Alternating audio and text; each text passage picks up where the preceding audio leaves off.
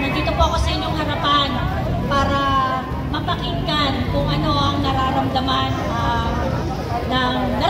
ng puso ko. Sa totoo lang po, simula po noong dinala si PRRD sa The Hague, alam ko marami sa inyo nag-iinagpis, umiiyak, baka pinagtatawanan na nga kayo ng mga kasama nyo sa bahay dahil pagka nakikita nyo yung mga bagay na nagpapaalala sa ating mahal na Tatay Digong, talagang nangingilit yung mga luha ninyo at ganun din po ako. At bakit hindi natin mararamdaman yon?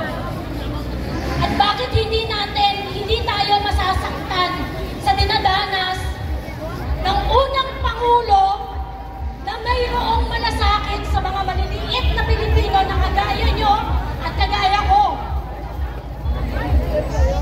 Si PRRD lang ang leader na nagpakita na yung mga maliliit na Pilipino importante, na yung mga maliliit na Pilipino kailangan maglakad kayo taas noo sa buong mundo. Sa panahon lang ni PRRD, noon lang namin naranasan yon.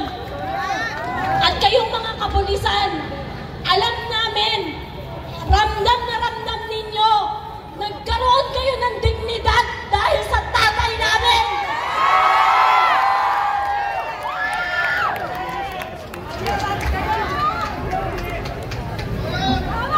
Sa totoo lang po, ngayon nakarating sa akin ang balita na tinatrabaho kami ng mga law enforcement. Hindi ko alam kung hanggang kailan ako makakapagsalita at ma-articulate ang lahat ng galit ko dito sa mapang-aping gobyernong to.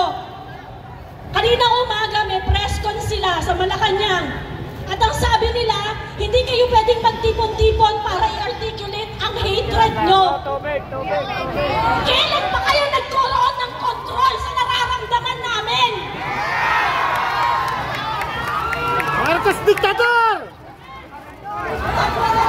Kung galit kami sa administrasyon na to, dahil tinraidor nyo kami!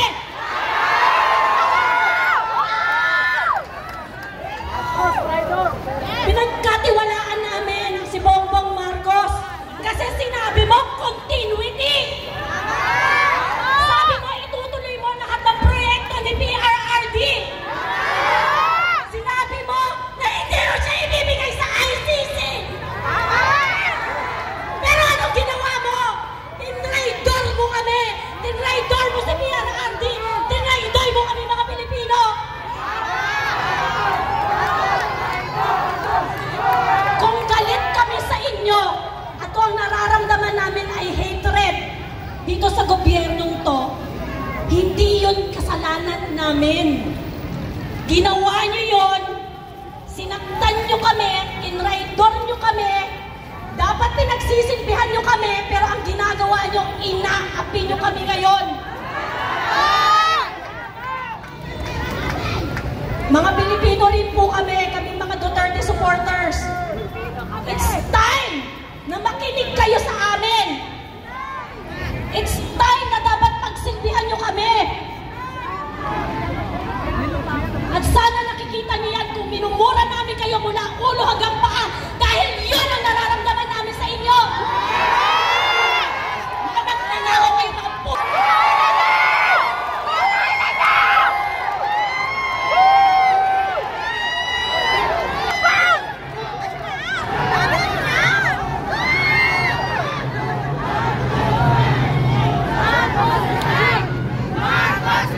Tigilan nyo na yung pulburon!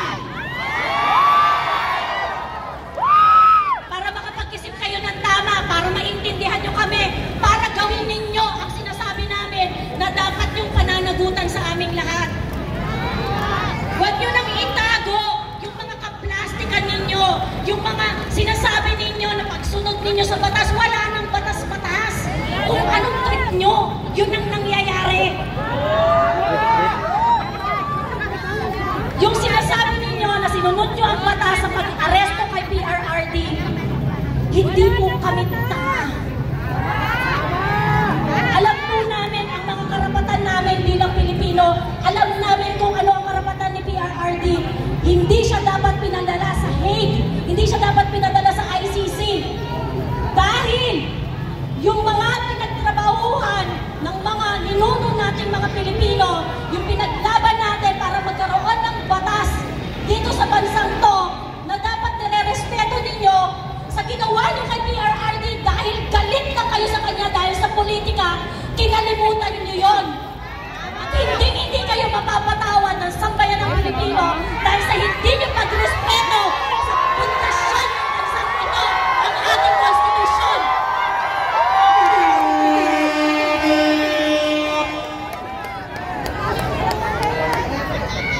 po alam kung hanggang kailan ako makakapagsalita sa harap ninyong lahat. Pero isa lang ang gusto kong maalala ninyo.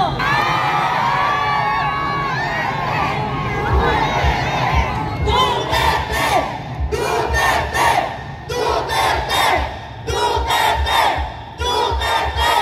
Duterte! Duterte! Duterte! Bongbong Balat! Bongbong Balat! Bongbong Balat! Bongbong Balat! Salamat, Mang Joey. At ngayon naman, bigyan natin ng pagkakataon ang isang retiradong sundalo mula sa Filipino Guerrilla Forces. Palakpakan po natin!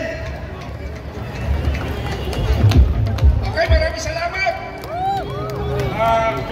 Pwede ho bang medyo atras kayo para hindi mainit? Maluwag ang space, maluwag. Maluwag ang space. Para maganda, pagka medyo maluwag ang space, maganda pakinig. Duterte! Duterte! Duterte! Duterte! Okay, i-replay ko lang yung sinabi ko kanina, no? Kasi kanina medyo hindi klaro yung sinasabi ko. Noong 1980s, ako yung nandoon. Yun yung nakapilan ko dyan. Ako yan, nandyan ako, nakapilan. Ang nakikita ko dito noon, hindi bandera ng Pilipinas. Hindi bandera ng Pilipinas ang nakikita ko nung nandito ako sa hilira na yan.